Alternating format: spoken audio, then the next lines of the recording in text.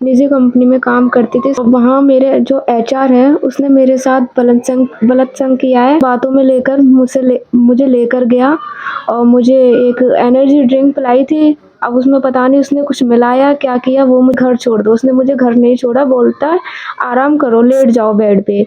तो मैं जब आराम करने के लिए लेट गई तो उसने मेरे साथ ज़बरदस्ती, मैं बहुत ज़्यादा घबरा गई थी क्योंकि मेरी फैमिली में मैं ही कमाने वाली हूँ, मैं सबसे बड़ी लड़की हूँ, मेरे पापा नहीं है, मेरे पापा बचपन में ही एक्सपायर हो गए। मैं यहाँ अकेली रहती थी पीजी में लड़कियों के साथ में। जब मैं वहाँ रूम पर गई तो मेरी जो फ्रेंड है, पीजी वाली रूममेट थी, उसने मुझे देखा, मेरी हालत देखी, मेरे निशान वगैरह कैसे हो रखे हैं। तो मैंने सारी हालत उसको बताई कि फैमिली यहाँ रहती नहीं है, कनाडा रहती है, जब आ जाएगी तो मैं कोर्ट मैरिज कर लूँगा, अभी सब्र करो, थोड़ा विश्वास करो मुझ पे, जब कर लूँगा। अब तो तुम प्रेग्नेंट हो, अब तो तुम्हारे पास सबसे बड़ा सबूत मेरा बच्चा है। क्योंकि उसकी वाइफ ने भी मुझसे यही बोला था, तुम्हें जो करना है करो क्योंकि तुमने मेरे पति के साथ किया है ऐसा।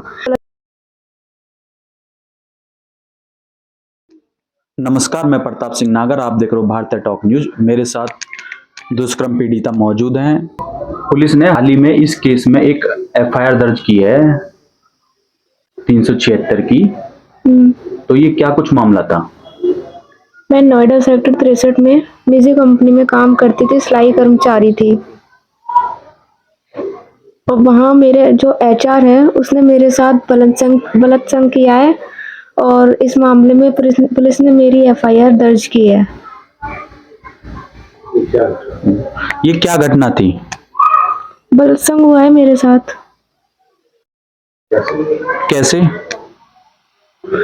कैसे, जो मेरा एचआर था वो मुझे बातों में, करण गुजराल, उसका नाम करण गुजराल है, वो मुझे बातों में लेकर मुझे लेकर गया और मुझे एक एनर्जी ड्रिंक पिलाई थी। अब उसमें पता नहीं उसने कुछ मिलाया क्या किया, वो मुझे पता नहीं।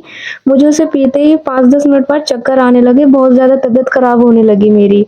मैंने उससे बोला कि मेरी तबीयत खराब हो रही है। उसने बोला कि आप आराम करो, अभी ठीक हो जाएगा थोड़ी देर में। मैंने कहा नहीं, मुझे घर छोड़ दो, उसने मुझे घर नहीं छोड़ा, बोलता है आराम करो, लेट जाओ बेड पे। तो मैं जब आराम करने के लिए लेट गई तो उसने मेरे साथ जबरदस्ती बलात्संग किया है। घटना के बाद क्या कुछ हुआ? उस घटना के बाद मैं बहुत ज़्यादा घबरा गई थी क्योंकि मेरी फैमिली में मैं ही कमाने वाली हूँ, मैं सबसे बड़ी लड़की हूँ, मेरे पापा नहीं है, मेरे पापा बचपन में ही एक्सपायर हो गए। मेरी छोटी बहन है और भाई भी छोटा ही है। तो मैं सिलाई की जॉब करती थी। मेरे हालात ऐसे हो गए थे कि मैं घर पे कुछ बोलती, बहुत ज़्यादा टेंशन में हो गई थी मैं कुछ समझ नहीं पा रही थी। मैं यहाँ अकेली रहती थी पीजी में लड़कियों के साथ में। जब मैं वहाँ रूम पर गई तो मेरी जो फ्रेंड है, पीजी वाली रूममेट थी, उसने मुझे देखा, मेरी हालत देखी, मैंने उसको सारी बात बताई। उसने मुझसे पूछा कि ये तेरे निशान वगैरह कैसे हो रखे हैं। तो मैंने सारी हालत उसको बताई कि ऐसे ऐसे मेरे जो एचआर है करण गुजराल, उसने मेरे साथ ये सब कुछ किया है। तो उसने मेरे एचआर से बात की। उसने बोला कि जब एचआर से बात की तो एचआर ने उससे ये बोला था कि नहीं, मैं इसको पसंद करता हूँ, मैं इससे शादी करूँगा। बार बार यही बोल रहा था कि शादी करूंगा, इससे बोलो टेंशन ना ले, मैं इसका साथ निभाऊंगा। अच्छा, इसमें जब ये घटना घटी थी उसके बाद फिर आपने पुलिस कंप्लेन क्यों नहीं की? उसके बाद मैं बहुत ज़्यादा टेंशन में हो गई थी। मैंने बहुत कुछ सोचा क्योंकि मैं मिडिल क्लास फैमिली से हूँ, मुझे बहुत ज़्यादा डर लग रहा था। मैं अपनी मम्मी को कैसे बताती क्योंकि मेरे पापा नहीं है और मुझे बहुत ही ज़्यादा डर लग रहा था। और जब ये घटना मेरे साथ हो चुकी है तो मैं बहुत ज़्यादा घबरा गई थी। मैं सोच रही थी कि मुझे क्या करना चाहिए, पर मैंने उस टाइम इसलिए कुछ नहीं बोला क्योंकि मेरी मम्मी भी थोड़ा बहुत टेंशन में चल रही थी, इसलिए मैंने अपनी मम्मी को कुछ बताया नहीं। आरोपी से आपकी मुलाकात कब और कहाँ हुई? मैं यहाँ नोएडा सेक्टर 63 में जॉब करती थी, F468, SGS overseas private limited company. यहाँ पे मैं सिलाई कर्मचारी थी और जो करण गुजराल था वो एचआर के पद पे काम करता था। उसने मेरा नंबर लाइन लीडर से लेके मुझे कॉल किया और मुझसे बोला कि तुमको ऑन रोल कराना है, अपने डॉक्यूमेंट्स वगैरह लेकर आना। उसके बाद फिर क्या हुआ? फिर उसने मुझे कॉल किया कि डॉक्यूमेंट्स लेकर आने हैं, तो मैं डॉक्यूमेंट्स लेकर गई थी अगले दिन। दूसरे दिन उसने फिर मुझे कॉल करके बोला कि आप डॉक्यूमेंट्स लेकर आई या नहीं आई। फिर मैंने बोला हाँ जी सर लेकर आई हूँ। तो उसने बोला ठीक है ऑफिस में नीचे देकर जाओ।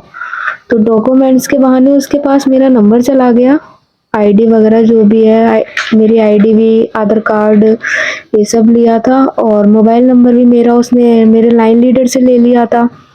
फिर उसके बाद से वो कॉल मैसेज वगैरह करने लगा। मैं जब घर जाती थी तो मुझसे बोलता था मैं ड्रॉप कर दूंगा।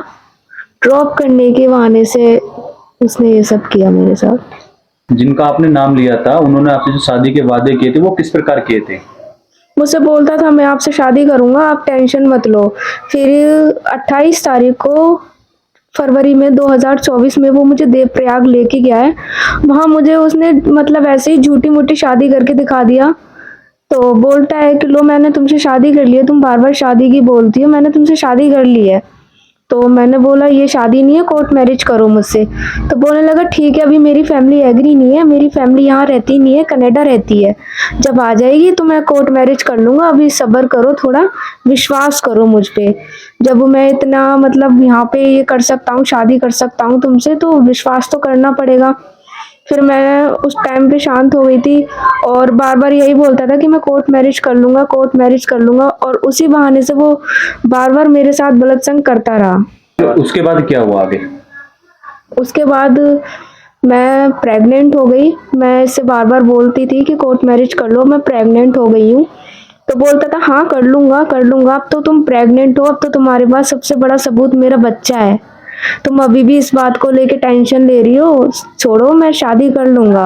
मुझसे बार बार यही बात बोलता था कि शादी कर लूंगा, बट उसने मुझसे कोर्ट मैरिज नहीं की। जब 21 फरवरी 2025 में जब वो घर नहीं आया है, तो मैं कॉल मैसेज वगैरह उसके नंबर पे बहुत की, मैं टेंशन में हो गई जब ये घर नहीं आया। तो एक लेडी ने कॉल उठाया, वो उसने बताया कि मैं इसकी वाइफ बोल रही हूँ। तो मैं ये सुनते ही बहुत ज़्यादा घबरा गई थी, मेरी हालत ऐसी हो गई थी, मैं कुछ समझ ही नहीं पा रही थी, क्योंकि मेरे को ऐसा सदमा लग गया था कि समझ ही नहीं आ रहा था मुझे करना क्या है। फिर मैंने अपनी मम्मी को सारी बात बताई, मम्मी मेरी वहाँ से मुझे लेकर आई, मेरी बहुत ज़्यादा तबीयत खराब थी, हालत ठीक नहीं थी मेरी। और जब वो मेरी बाद में उससे बात हुई है करण गुजराल से, तो बोल रहा है मैंने एंजॉय किया है, टाइम पास किया है, सब एंजॉय करते हैं, मैंने भी एंजॉय ही किया है। ये किस तरह बात हुई थी आपके इनसे? कॉल पर। अच्छा, फोन पर हुई है ये बात? हाँ जी। उसके बाद उसने साफ यही बोला कि कोड मैंने तो ऐसे ही टाइम पास किया है, एंजॉयमेंट किया है, तुझे जो करना है कर ले, सब करते हैं एंजॉय। जिनका आप जिक्र कर रहे हो आरोपी का, उनके परिवार से आपका फिर संपर्क कैसे हुआ? संपर्क अभी ही हुआ है, जब वो मुझे पता चला है कि वो शादीशुदा है। मैंने बोला कि मैं केस वेस कर दूंगी, मैं इस बात के लिए चुप नहीं बैठूंगी, मेरे साथ बहुत गलत हुआ है। तो उसके घर वालों का कॉल आ रहा था मेरे पास कि केस नहीं करना, ये है वो है। किसकी कॉल आ रही थी? उसके जो जीजू हैं उसकी भी कॉल आई थी, दीपप्रीत सिंह नाम है उनका। उनका कॉल आया कि देखिए कोमल, हमें घर में सबको पता चल गया है कि करण ने ऐसा किया है, देखो आप डिलीवरी के लिए 4-5 लाख रुपए ले लो, डिलीवरी करवा लो, बस अब हो गया जो हो गया, अब खुद को संभालो और करण को छोड़ दो और केस वेस मत करो प्लीज। फिर उसकी वाइफ का भी कॉल आया, उसका नाम है मेहर गुजराल। उसने भी मुझसे यही बोला, देखो कोमल तुम्हारी तो जिंदगी बर्बाद हो ही गई है, मेरी क्यों कर रही हो, मेरा भी एक लड़का है और केस वेस मत करो। और करण ने जो किया है उसकी तरफ से माफी मांग रही हूँ मैंने कहा माफी, आप तो पहले ये बोल रही थी कि आप लोगों को जो करना है करो, क्योंकि उसकी वाइफ ने भी मुझसे यही बोला था तुम्हें जो करना है करो, क्योंकि तुमने मेरे पति के साथ किया है ऐसा, तुमने मेरे पति को फंसाया है। अब आप पुलिस से क्या चाहती हो? मैं पुलिस से यही चाहती हूँ, एफआईआर वैसे दर्ज हो गई है, पुलिस वैसे अपना काम कर रही है, पर उसकी अरेस्टिंग अभी नहीं हुई है। मैं चाहती हूँ उसकी जल्दी से जल्दी अरेस्टिंग हो जाए, क्योंकि मैं नहीं चाहती जो मेरे साथ हुआ है वो कहीं भाग भूग जाए, बेल वेल करा ले ऊपर से ऊपर, मैं ये नहीं बर्दाश्त कर पाऊंगी। इस घटना से आपके परिवार पे क्या असर पड़ा है? मेरे परिवार पे बहुत गंदा असर पड़ा है। मेरे पापा है नहीं, मम्मी है, भाई छोटा है, सिस्टर है और मैं ही कमाने वाली थी। बहुत ज़्यादा दिक्कत हो रही है और आज मुझे ऐसा भी फील होता है मेरे पापा नहीं है। आज मेरे पापा होते तो शायद ऐसा मैं डर की वजह से कदम ना भी उठाती, होते मैं उनको सारी बातें शेयर करती, मैं कुछ करती, बट पापा की कमी इस टाइम पे मुझे बहुत महसूस हो रही है। आप उन महिलाओं के लिए क्या संदेश देना चाहती हो जो इस प्रकार ऐसे लोगों के शिकार हो जाती हैं?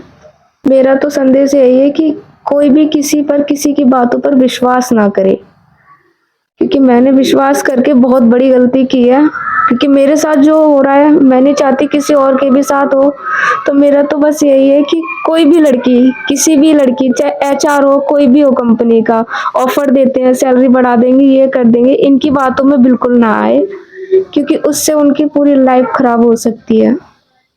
आप इस घटना के बाद एक मानसिक आघात से गुजर रही हो। हाँ, मैं बहुत ज़्यादा टेंशन में चल रही हूँ। अभी मुझे परिवार भी, पड़ोसी हैं, जो सब हैं, सब मेरे को उंगली उठा रहे हैं, उल्टा सीधा सोच रहे हैं मेरे बारे में। अभी मेरी हालत भी ऐसी है, प्रेगनेंसी टाइम पे वो मुझे छोड़ के चला गया। अभी मेरा मन करता है कि मैं मर जाऊं, फिर समझ आ रहा है कि मेरे साथ बच्चा है, मैं मर भी नहीं सकती अभी। आप सबसे बड़ी थी घर में कमाने वाली, हाँ जी। तो अब घर का कैसे गुजारा हो रहा है? अभी मम्मी जॉब करती हैं, मेरी मम्मी अभी जॉब पे लगी है, मम्मी जॉब कर रही हैं। अभी भाई भी छोटा है, अब मैं भी इस टाइम पे जॉब नहीं कर सकती, अभी ऐसे ही चला रहे हैं। जी। जैसे कि आप देख रहे हो, ये हमारे साथ दुष्कर्म पीड़िता का दर्द अभी आप लोगों ने सुना, किस प्रकार उन्होंने अपनी आप बीती बताई, क्या कुछ ये मामला था। और इन्हीं के अधिवक्ता हमारे साथ मौजूद हैं।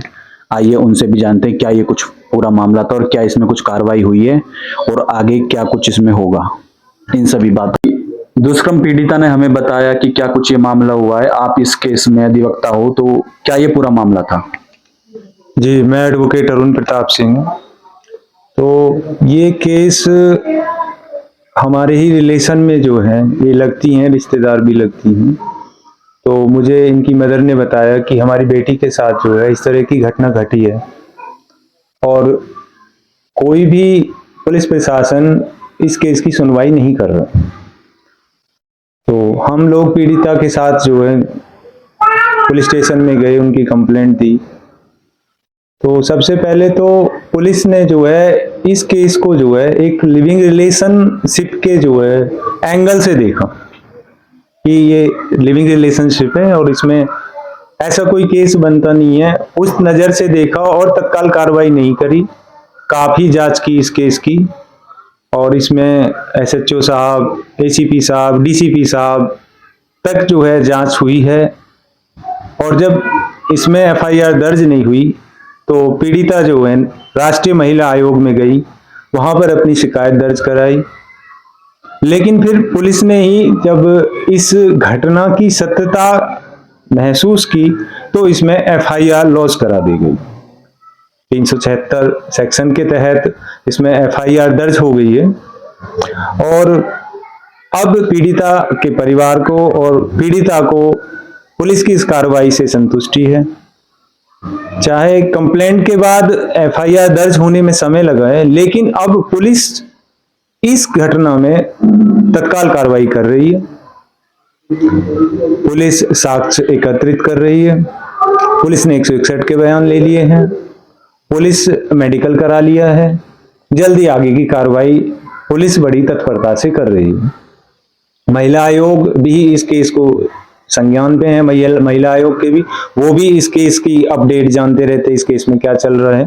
तो महिला आयोग भी काफी सचेत है इस केस को लेकर और हमें जल्दी उम्मीद है कि इसमें जो आरोपी हैं करण गुजराल, उनकी अरेस्टिंग भी होगी और पीड़िता को न्याय मिलेगा। इस समय पीड़िता ने जो हिम्मत दिखाई है, जो उसके परिवार की जिस तरह स्थिति थी, वो इसकी जो मदर हैं वो उनकी भी आर्थिक स्थिति अच्छी नहीं है, परिवार के कोई इनकम सोर्स भी अच्छा नहीं है इनका, वो जैसे तैसे गुजारा कर रहे हैं।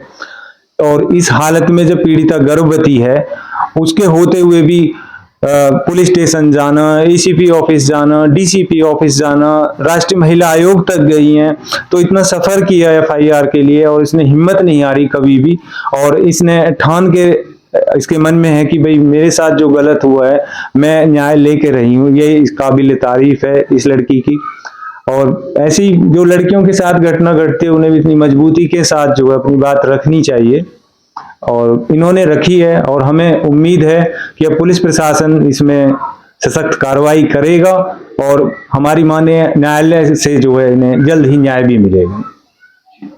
जैसे कि आपने अभी दुष्कर्म पीड़िता के बयान सुने और आगे इस केस में क्या कुछ होता है इसकी सारी जानकारी हम आपको देते रहेंगे। प्रताप सिंह नागर, भारतीय टॉक न्यूज के साथ।